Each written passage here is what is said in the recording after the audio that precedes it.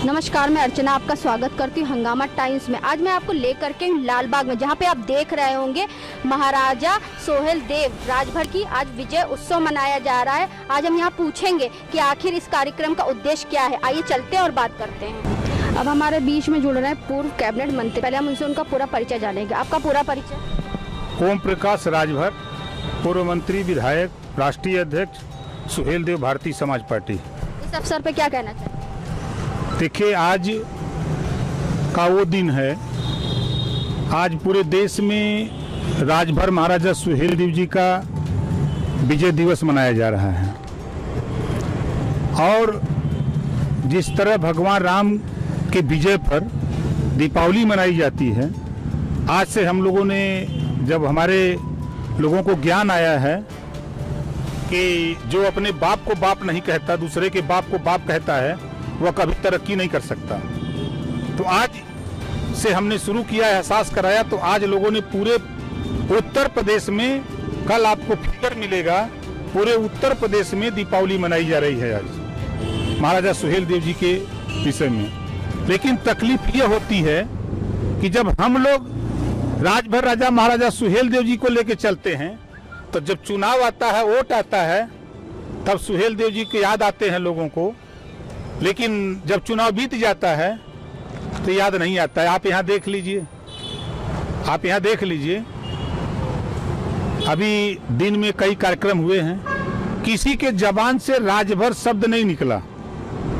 किसी के, चाहे वो डिप्टी सीएम रहे हों, चाहे कौनो सीएम रहे हों। और भगवान राम के नाम पर तो आप 364 करोड़ रुपया खर्चा कर दिए। क्या सुहेल देव जी के नाम पर आप 50 करोड़ भी नहीं खर्चा कर सकते थे? वोट लेना होता है तो बड़ी लच्छेदार भाषण मारते हो, डाक टिकट जारी करते हो तब राजभर लिखने में दिक्कत आती है। जब आप रेलवे ट्रेन चलाते हो सुहेल देव एक्सप्रेस के नाम पे, तो सुहेल देव राजभर लिखने में आपको दिक्कत होती है। ये इतिहास है राजभर महाराजा सुहेल देव के बहराइच में। महाराजा सुहेल देव जी 1009 में पैदा हुए। 1027 में इनकी पराकाष्ठा और मेहनत को देख करके इनके पिताजी बिहारी मल जी ने इनको राजगद्दी दे दिया। 18 साल की उम्र में ही जिस मेहनत और लगन से, निष्ठा से राजपाट चलाया और तमाम विदेशी आक्रमण किए देश में, लेकिन कोई टिक नहीं पाया। तमाम राजा, उस समय छोटे छोटे सूबों में देश था, तमाम राजा हारते रहे, कोई टिक नहीं पाया। तो कुछ राजा शरण में चले गए, कुछ राजा महाराजा सुहेल देव जी राजभर जी के यहाँ आए। का एक पूरे देश पे कब्जा करने के लिए आताई आया हुआ है, वो सबको हराता हुआ पूरे देश को अपने कब्जे में लेने पे लगा है। तो महाराजा सुहेल देव जी ने योजना बना करके 10 जून 1034 को उस आतताई का नाश किया। 164 साल तक पूरे देश में विदेशी, किसी भी विदेश की हिम्मत नहीं पड़ी किसी दुनिया में कि भारत पर कोई आंख दिखा सके। आज उनका विजय दिवस है, जो देश के राष्ट्र रक्षक थे। आज उनके विषय में सरकार मौन है। उनके विषय में जो देश के लिए लड़ा, देश के हित के लिए लड़ा, आज उनके वंशज सड़क सड़क पर भीख मांग रहे हैं, खाने को परेशान है। राजा की औलाद जिनको राजपाट करना चाहिए, ये दूसरे को राजपाट दे दिए हैं। ये महाराजा सुहेल देव 40 किलो की तलवार चलाए थे। आज तो हम देखते हैं तो 40 किलो की तलवार उठेगी नहीं कितने लोगों से। 40 किलो की तलवार चलाए, और आज भी आपके बहराइच नानपारा मैदान का खाली है। और वहां भी जाके आपको देखेंगे तो आपको लगेगा कि इस योद्धा ने, आज जो आप देख रहे हैं मूर्ति, देखने से ऐसा महसूस होता है कि कितना बड़ा पराक्रमी, कितना राष्ट्रवीर रहे होंगे। ऐसे महापुरुष, जब मैं मिनिस्टर था तो सूबे के मुख्यमंत्री जी से कहा कि बहराइच का नाम बदल करके महाराजा सुहेल देव कर दो। जब आप नाम बदल रहे हो, आपको बुरा लग रहा है, तो आप एक हमारा भी कर दो। हमने कहा कि अंबेडकर पार्क में मूर्ति लगी है तमाम महापुरुषों की, एक वहां भी मूर्ति लगवा दो राजभर महाराजा सुहेल देव की। लेकिन चूंकि अब ये पिछड़े समाज के राजा हैं, अगड़े समाज के होते तब तो कहिया नाम रखा गया होता बहराइच का। क्योंकि पिछड़े समाज का होने के नाते इनके साथ भेदभाव हो रहा है। जिस तरह सरकार पूरे प्रदेश में पिछड़े दलित अल्पसंख्यक के साथ भेदभाव कर रही है, उसी तरह पिछड़े समाज के महापुरुषों के साथ भी भेदभाव कर रही है। चुनाव आता है तो गले में माला और जबान पे ताला। ये हाल है देश की सरकारों का, प्रदेश की सरकारों का। जो इतिहास पताल में गड़ा था, उस इतिहास को ओम प्रकाश राजभर ने आज पूरे देश में लाकर के दिखा दिया कि ये महाराजा सुहेलदेव के वंशज महाराजा सुहेलदेव जी हैं। केंद्र सरकार और राज्य सरकार से क्या कहना चाहिए? देखिए, इस सरकार से कोई उम्मीद नहीं है, इस नाते कि जिस सरकार से 200 विधायक धरने पर बैठे हों अपने अधिकार के लिए, एक विधायक अपनी बात बोलने के लिए तैयार होता है, उसको बोलने नहीं दिया जाता है। 200 विधायक उसके पक्ष में धरना पर बैठते हों, थाने पे सांसद और विधायक धरना दे रहे हों, और भ्रष्टाचार तो इतना हो गया है इस सरकार में कि थाने पे गरीब जा रहा है तो 10,000 खुलेआम दरोगा मांग रहा है। आपके नोएडा का एसपी खुलासा किया 80 लाख 70 हजार 60 लाख दे करके एसपी जिला पा रहा है। इस सरकार में भ्रष्टाचार, अभी आप देखिए 12,460 शिक्षक भर्ती जो 2016 की, वो पेंडिंग में पड़ी हुई है। 68,500 शिक्षक भर्ती पेंडिंग में पड़ी हुई है।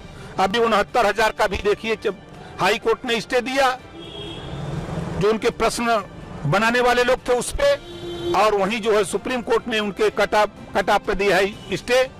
और ये सरकार भ्रष्टाचार में डूबी हुई सरकार है। आपने देखा कि अभी 20 जिले में मिट्टी की जांच में 12 करोड़ रुपया घोटाला हुआ है, कोई विभाग अछूता नहीं। अभी स्वास्थ्य मंत्री, देश कोरोना से लड़ रहा है, जनता कोरोना से मर रही है, और बीजेपी भारतीय झूठ पार्टी इनको चुनाव सूझ रहा है, बिहार में चुनाव की रैली कर रहे हैं डिजिटल। अगर जनता ये सब जानती है तो जनता क्यों लेकर के आती? देखिए, जनता अभी इसके विषय में अभी आप समझ लीजिए कि 986 साल के बाद पहली बार राजभर महाराजा सुहेलदेव जी का विजय दिवस पूरे प्रदेश में ही नहीं पूरे देश में धूमधाम से मनाया जा रहा। पहली बार दीपोत्सव के माध्यम से आज कल आपको मिलेगा फोटो, गांव में जैसे दीपावली मनाई जाती है, आज उस तरह राजभर महाराजा सुहेलदेव जी का विजय दिवस मनाया जा रहा है। दीपक जला करके हमारे भागीदारी संकल्प मोर्चा के सभी साथी हम लोग लगे हैं। माननीय बाबू सिंह कुशवाहा जी, श्रीमती किशोरा पटेल जी, अनिल चौहान जी, प्रेमचंद प्रजापति, रामधनी बिंद, रामकरण कश्यप, हम सब लोग एकदम मजबूती से लगे हैं। और 2022 में महाराजा सुहेलदेव जी का सपना साकार करूंगा और भागीदारी संकल्प मोर्चा की सरकार बनाऊंगा। आम जनता से क्या कहना चाहिए? आम जनता से यही कहूंगा कि दोस्त और दुश्मन पहचानो, दोस्त और दुश्मन पहचानो। अपने बच्चे को शिक्षा रूपी मंदिर में भेजो, शिक्षा रूपी मंदिर में भेजो। कोरोना जैसी महामारी ने यह साबित कर दिया कि मंदिर के दरवाजे बंद, जितने पुजारी पंडित थे सब छोड़ के भाग गए, और ठिकाना कहां लगा? पुलिस मदद में आई, मदद में डॉक्टर आया, वार्ड बॉय आया, कंपाउंडर आया। सरकारी वही महकमा जो बाबा साहब डॉक्टर अम्बेडकर ने व्यवस्था दिया है, उसी व्यवस्था ना रब ने दिया ना रहमान ने दिया, जो कुछ भी दिया बाबा साहब डॉक्टर अम्बेडकर ने दिया।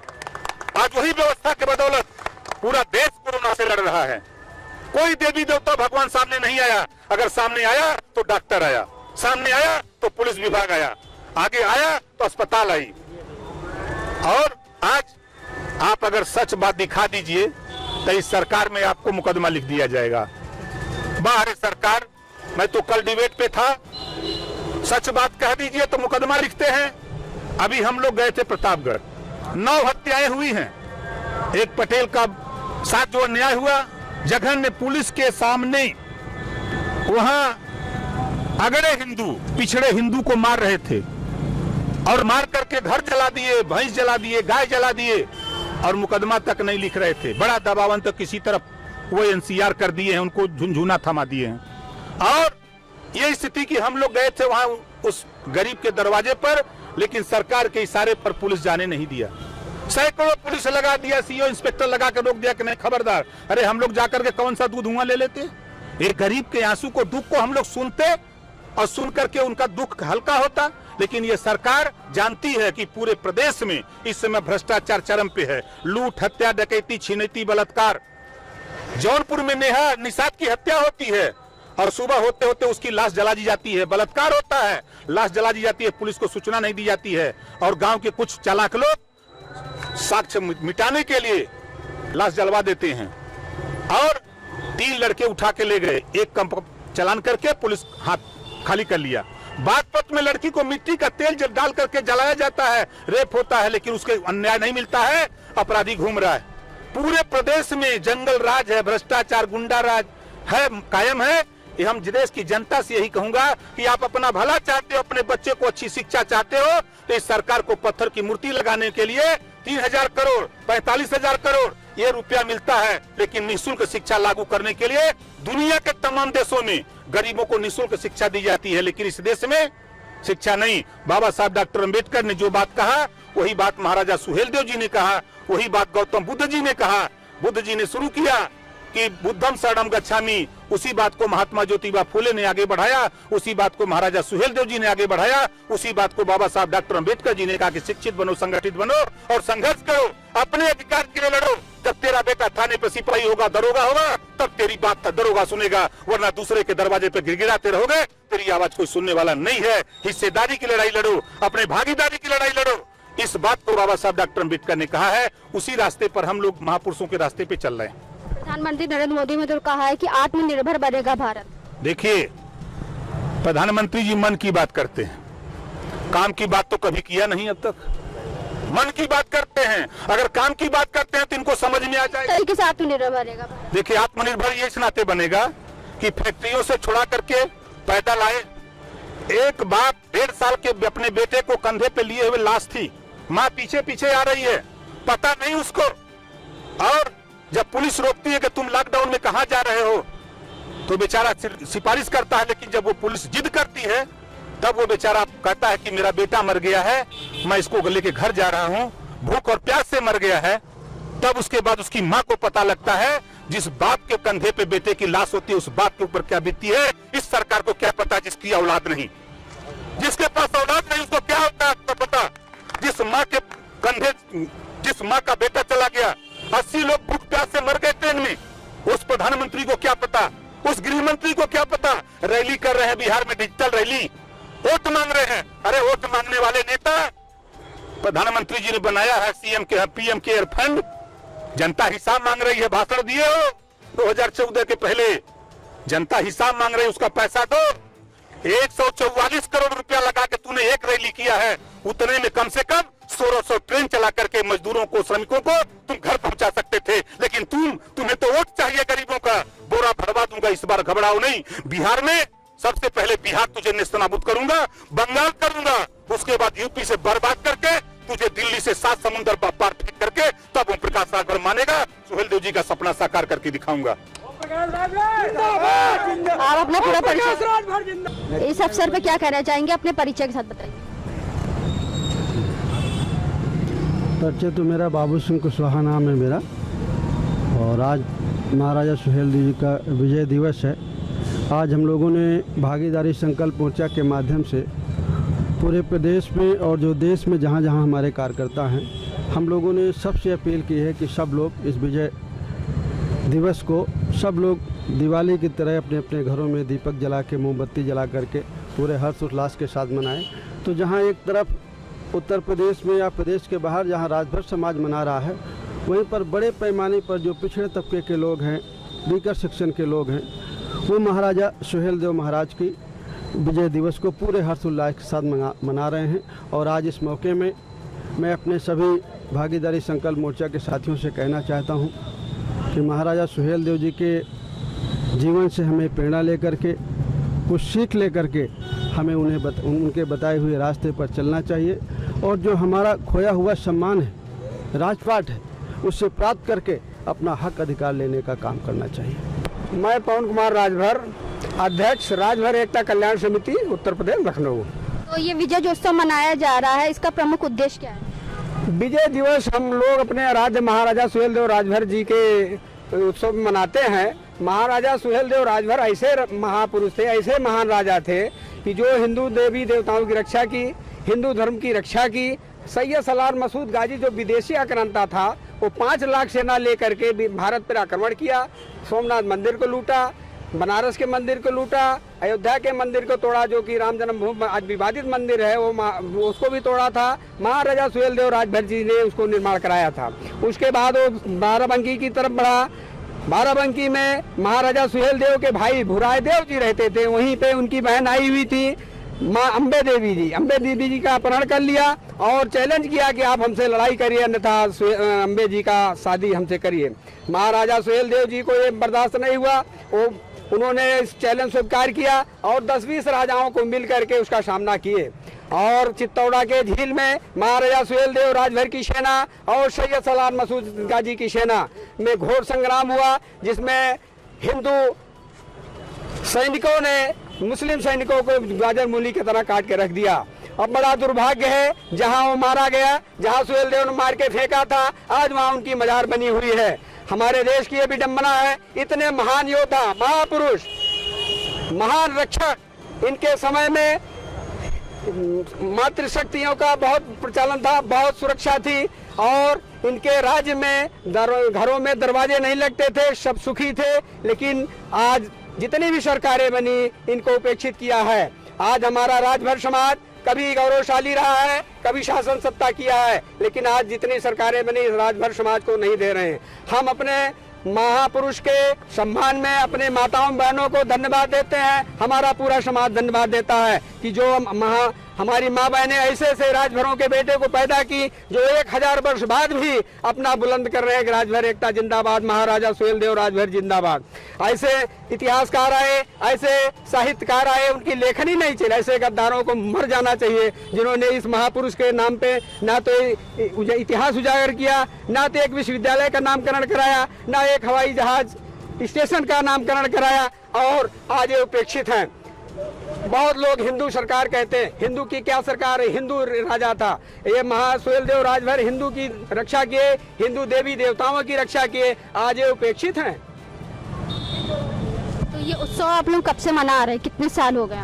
हम लोग यहाँ जब लखनऊ, हम लोग तो दूर दराज में थे, जब पढ़ लिख के नौकरी में आए, अपने इतिहास को पढ़े, अपने गजेटियर पढ़े, महापुरुषों के बारे में जानकारी, 20-25 साल से हम लोग विजय दिवस मना रहे हैं, इनकी जयंती मनाते हैं। सरकार से ये बोलना चाहते हैं कि इनके इतिहास को उजागर किया जाए और इनका नामकरण हो और इनकी स्थापना हो। हम लोग आज बार बार मांग करते हैं, आज भी विजय दिवस के उपलक्ष्य में समाज हमारा जुटा हुआ है। हम इनको चाहते हैं राष्ट्रीय सम्मान मिले, जैसे अन्य महापुरुषों को सम्मान मिला है, उसमें सरदार पटेल है, छत्रपति शिवाजी महाराज है, महाराणा प्रताप है। क्या कमी थी? इन्होंने हिंदू की रक्षा की, हिंदू धर्म की रक्षा की, आज उपेक्षित हैं। इस भाजपा सरकार से मांग बराबर हम लोग कर रहे हैं, योगी जी से, माननीय मोदी जी से मांग करते हैं कि इनको राष्ट्रीय सम्मान दिलाएं। कितने लोग आपके इस उत्सव में शामिल हुए हैं? इसमें आज चूंकि कोरोना वायरस का चक्र चल रहा है, बहुत ज्यादा भीड़ नहीं आई है, लेकिन देश के कोने कोने से लोग आए हैं। बलिया, बनारस, गाजीपुर के देखिए, ये सुहेलदेव भारतीय समाज पार्टी के लोग हैं, इसमें तिवारी जी भी है, सर समाज मिलकर के महाराजा सुहेलदेव राजभर का जन्मदिन मना रहे हैं। इस सरकार को संदेश जाना चाहिए। आप कहाँ से? मेरा नाम विनोद पांडे है, मेरी हमारी दुकान है, मैं सहयोग करता हूँ यहाँ पर, जब भी कोई कार्य होता है मैं सहयोग करता हूँ। पूरा देश मिलके मनाना चाहिए, पूरा राष्ट्र मिलके महाराजा सुहेलदेव राजभर का जन्मदिन मनाए, महाराजा सुहेलदेव राजभर जी का विजय दिवस मनाए। महाराजा सुहेलदेव राजभर अमर रहे, महाराजा सुहेलदेव राजभर अमर रहे, महारानी बलरी देवी अमर रहे, राजभर एकता जिंदाबाद, महाराजा सुहेलदेव राजभर अमर रहे, महारानी बलरी देवी अमर रहे, महारानी बलरी देवी अमर रहे, राजभर एकता जिंदाबाद, भारत माता की, भारत माता की, भारत माता की। आप क्या कहना चाहेंगे, आप कहाँ से हैं? जी, मैं सुहेलदेव भारतीय समाज पार्टी का प्रदेश उपाध्यक्ष हूँ। हमारे नेता माननीय श्री ओम प्रकाश राजभर जी, जिन्होंने महाराजा सुहेलदेव के नाम पे पार्टी की स्थापना की है, हम लोग हर साल इनका विजय दिवस मनाते हैं। आज ही के दिन सैयद सलार मसूद गाजी के ऊपर इन्होंने विजय प्राप्त की थी। कुछ बेसिक हमारे जी, और बहुत कम उम्र में, लेकिन इतिहास के पन्नों में जिस अब इस वीर योद्धा को भुला दिया गया है, हम लोग कोशिश कर रहे हैं कि एक बार फिर से समाज के बीच में उनके नाम को लेके जाएं। और सरकार से हमारी अपील है कि महाराजा सुहेलदेव जी को भी वो लोग भी याद करें। जैसे कई डाक टिकट जारी हुआ लेकिन उसमें सिर्फ महाराजा सुहेलदेव लिखा था, कहीं भी राजभर नहीं लिखा था। हमारी लड़ाई ये है कि पूरा महाराजा सुहेलदेव राजभर बताया जाए। इतिहास में कई लोग इनको पासी बताने लगते हैं, उस मुद्दों पे भी हमारी लड़ाई है। पूरा परिचय अभी हुआ जी, इनका पूरा परिचय अभी भी सरकार लोगों से छुपा रही है। कई लोग राजनीतिकरण करके महाराजा सुहेलदेव को पासी बताना चाहते हैं। हमारी लड़ाई इस पे। डाक टिकट जारी हुआ था, उसमें भी कहीं नहीं लिखा गया है। ट्रेन भी चली सुहेलदेव एक्सप्रेस, वहां भी कहीं राजभर नहीं लिखा हुआ है। तो हमारी पार्टी, हमारे नेता माननीय श्री ओम प्रकाश राजभर जी, वो चाहते हैं कि महाराजा सुहेलदेव का नाम जो इतिहास के पन्नों में खो गया था उसे वापस लाके सरकार ये कोशिश करे कि जनता के बीच में आज कई समाज के मंत्री बना दिए जाते हैं, सांसद बना दिए जाते हैं, लेकिन वो कहीं भी अपने समाज की बात नहीं करते हैं। हमारी पार्टी सुहेलदेव भारतीय समाज पार्टी इसी बात को लेकर मुखर है कि जनता के बीच में जो सही बात है, जो सही संदेश है, जो इनका सही इतिहास है वो रखा जाए। देश के महान राजाओं में से एक थे जो उस समय विदेशी आक्रांताओं से जब देश परेशान था तो उसमें 21 वर्ष की उम्र में इन्होंने हथियार उठाया और ये दिखाया कि अगर अंदर मन में शक्ति हो, मन में साहस हो तो उम्र और संख्या कोई बड़ी चीज नहीं है, मन में हिम्मत होनी चाहिए। ऐसे राजा को हम लोगों ने भुला दिया है। ये समाज के लिए, देश के लिए बहुत ही शर्म की बात है। इनका विजयोत्सव हम लोग मना के समाज में यही संदेश देना चाहते हैं कि इनके नाम को जीवित रखा जाए। आप क्या कहेंगे? जी, मैं राष्ट्रीय सचिव हूँ सुहेलदेव भारतीय समाज पार्टी का। हम लोग इस दीपोत्सव के माध्यम से ये संदेश देना चाहते हैं और सरकार को भी बताना चाहते हैं कि माननीय ओम प्रकाश राजभर जी जब सरकार में थे तो उन्होंने इनकी जो जन्म स्थली है बहराइच, उस जिले का नाम, जिस तरह प्रदेश सरकार आपने देखा तमाम जिलों का नाम बदला, बड़ा उसका हम लोग धन्यवाद भी दिया, स्वागत भी किए। उस क्रम में बहराइच का नाम महाराजा सुहेलदेव राजभर नगर होना चाहिए। लगातार हम लोग लड़ते रहे कि इस राजा इनको तो विश्व स्तर पे पहचान मिलनी चाहिए थी, लेकिन सरकार में बैठे हुए लोगों की भी मंशा सही नहीं है। यदि इस देश में दीपावली जिस तरह मनाई जाती है, भगवान को याद किया जाता है, तो ये हमारे आधुनिक काल में जब देश संकट में था तो ये हमारे भगवान के रूप में आए, पूरे हिंदू धर्म की रक्षा किया, ना कि किसी जाति का, क्षेत्र का। तो इसलिए सरकार को तो चाहिए जिस तरह अयोध्या में दीपोत्सव होता है उस तरह बहराइच में उसका नाम महाराजा सुहेलदेव राजभर नगर कर दें और वहां हर साल 10 जून को जैसे 5 लाख दीपक जला दीजिए, 1 लाख जला दीजिए, सरकार की जो क्षमता हो। हम चाहेंगे कि सरकार भी इस पर ध्यान दे और सरकार में बैठे हुए लोग अपील करें कि अगले 10 जून को यदि विजय उत्सव मनाया जाए तो उनके जन्म स्थली पर नाम बदल के ही और लाखों संख्या में दीप जलाया जाए और सरकार के तरफ से आयोजन हर स्तर पे होना चाहिए, ये हमारी मांग है। और आज संदेश ये देना चाहते हैं कि साथियों, जो समाज, जो देश अपने पूर्वजों को, अपने राष्ट्र नायकों को भूल जाता है उसका दुर्गति निश्चित है। हम वैसे महानायक को भूल गए जो पूरे राष्ट्र की रक्षा किए, पूरे हिंदू धर्म की रक्षा किए, भारत की सभ्यता को बचाने का काम किया। वैसे नायक को आज हम भूल गए हैं और भूल तो गए हैं और नहीं तो हम संदेह पैदा करते हैं। सरकार में बैठे हुए लोग, कुछ लोग कहते हैं कि पारसी समाज के थे तो क्षत्रिय समाज के थे। तो हम कहना चाहते हैं कि साथियों, मैं शक्ति सिंह हिस्ट्री से पढ़ा हूँ, मैं हिंदी साहित्य से किया हूँ। ओम प्रकाश राजभर और राजभर समाज के लोग आज इसी मूर्ति के उधर चले जाएंगे। जब 1992 की सरकार जो चली, आप लालजी टंडन जी जब नगर मंत्री थे, एक बोर्ड लगा हुआ था, लगा है महाराजा सुहेलदेव राजभर लिखा हुआ है, स्पष्ट अक्षर पे लिखा हुआ है। सरकार के द्वारा यह मूर्ति लगी थी, तत्कालीन सरकार, बीजेपी सरकार नहीं लगाया। लेकिन आज कुछ नेता ये संदेश देना चाहते हैं कि नहीं पारसी समाज के थे, कोई कहता है क्षत्रिय समाज के थे। हम कहना चाहते हैं साथियों, ये जब भी देश के लोगों ने जाना है तो राजभर राजा के रूप में जाना है। हम चाहते हैं इसी रूप में पूरी देश के लोग जाने। और यदि भगवान राम सबके हो सकते हैं, क्षत्रिय कुल में पैदा हुए, तो राजभर समाज का भी हम राजा सभी देश का सर्वमान होना चाहिए और उनके सम्मान में अगले विजय दिवस पे लाखों के दीपक जलना चाहिए। यही कहना। धन्यवाद। गजेटियर्स में भी लिखा हुआ सुहेलदेव राजभर है, लेकिन अब सरकार की मंशा देखिए क्या कर रही है। इसको आप लोग पुरजोर सरकार तक पहुंचाइए कि राजभर समाज जाग चुका है। राजभर समाज, पूरा राष्ट्र राजभर के साथ है। किसी न किसी दिन को इनके इतिहास लिखना पड़ेगा, राष्ट्रीय सम्मान देना पड़ेगा। जिस तरीके से आपने देखा कि आज हमारे थे लालबाग में, जहाँ पे महाराजा सुहेलदेव राजभर विजय उत्सव मनाया जा रहा है। इसी के साथ मैं अर्चना आपसे इजाजत लेना चाहूंगी। धन्यवाद।